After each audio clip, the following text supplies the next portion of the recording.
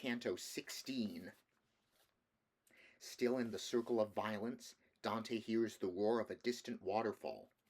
Having recognized a fellow Florentine, 3 warrior sodomites edge forward, all the while moving around him in a circle like a turning wheel. Their spokesman introduces himself as Jacopo Rusticucci, and his 2 compatriots as Guido Guerra and Tegiaio Aldobrand, both Guelph party leaders. These illustrious citizens of Florence ask for news of their city before moving away. The rush of the water is now deafening. Virgil removes the cord from around Dante's waist and throws it into the abyss. Some creature stirs below before swimming upwards. Now was I where was heard the reverberation of water falling into the next round, like to that humming which the beehives make, when shadows 3 together started forth, running, from out a company that passed beneath the rain of the sharp martyrdom. Towards us came they, and each one cried out, "Stop, thou, for by thy garb to us thou seemest to be someone from our depraved city." Ah me, what wounds I saw upon their limbs, recent and ancient by the flames burnt in. It pains me still but to remember it. Unto their cries my teacher paused attentive.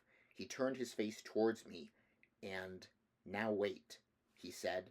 "To these we should be courteous, and if it were not for the fire that darts the nature of this region, I should say that haste were more becoming thee than them." As soon as we stood still, they recommenced the old refrain, and when they overtook us, formed of themselves a wheel, all 3 of them, as champions stripped and oiled are wont to do, watching for their advantage and their hold, before they come to blows and thrusts between them. Thus, wheeling round, did every one his visage direct to me, so that in opposite wise his neck and feet continual journey made. And, if the misery of this soft place bring in disdain ourselves and our entreaties, began one, and our aspect black and blistered, let the renown of us thy mind incline, to tell us who thou art, who thus securely thy living feet dost move along through hell. He in whose footprints thou dost see me treading, naked and sinless though he now may go, was of greater rank than thou dost think. He was the grandson of the good Gualdrada. His name was Guido Guerra, and in life much he did with his wisdom and his sword. The other, who close by me treads the sand, Tegiaio Aldobrandi is, whose fame above there in the world should welcome be. And I, who with them on the cross am placed, Jacopo Rusticucci was, and truly my savage wife, more than aught else, doth harm me. Could I have been protected from the fire, below I should have thrown myself among them, and think the teacher would have suffered it. But as I should have burned and baked myself, my terror overmastered my good will, which made me greedy of embracing them. Then I began, "Sorrow and not disdain did your condition fix within me so, that tardily it wholly is stripped off. As soon as this my lord said unto me words, on account of which I thought within me that people such as you were approaching. I of your city am, and evermore your labors and your honorable names I with affection have retraced and heard. I leave the gall, and go for the sweet fruits promised to me by the voracious leader. But to the centre first I needs must plunge. So may the soul for a long while conduct those limbs of thine," did he make answer then, "and so may thy renown shine after thee. Valor and courtesy say if they dwell within our city as they used to do, or if they wholly have gone out of it. For Guglielmo Borsier, who is in torment with us of late, and goes there with his comrades, doth greatly mortify us with his words. The new inhabitants and the sudden gains, pride and extravagance have in thee engendered, Florence, so that thou weepst thereat already." In this wise I exclaimed with face uplifted, and the 3, taking that for my reply, looked at each other, as one looks at truth.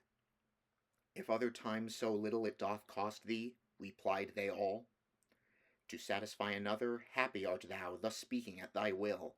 Therefore, if thou escape from these dark places, and come to re-behold the beauteous stars, when it shall pleasure thee to say, I was, speak that thou speak of us unto the people. See that thou speak of us unto the people. Then they broke up the wheel, and in their flight it seemed as if their agile legs were wings. Not an amen could possibly be said so rapidly as they disappeared, wherefore the master deemed best to depart. I followed him, and little had we gone before the sound of water was so near us that speaking we should hardly have been heard. Even as that stream which holdeth its own course, the first from Monte Veso towards the east, upon the left-hand slope of Apennine, which is above called Aquacetta, ere it down descendeth into its low bed, and at Forlì is vacant of that name, reverberates there above San Benedetto from Alps, by falling at a single leap, where for 1,000 there were room enough. Thus downward from a bank precipitate, we found resounding that dark-tinted water, so that it soon the ear would have offended. I had a cord around about me girt, and therewithal I whilom had designed to take the panther with the painted skin. After I this had all from me unloosed, as my conductor had commanded me, I reached it to him, gathered up and coiled, whereat he turned himself to the right side, and at a little distance from the verge, he cast it down into that deep abyss. It must needs be some novelty respond, I said within myself, to the new signal the master with his eye is following so. Ah me, how very cautious men should be with those who not alone behold the act, but with their wisdom look into the thoughts. He said to me, soon there will upward come what I await, and what thy thought is dreaming must soon reveal itself unto thy sight. I to that truth which has the face of falsehood. A man should close his lips as far as may be, because without his fault it causes shame. But here I cannot.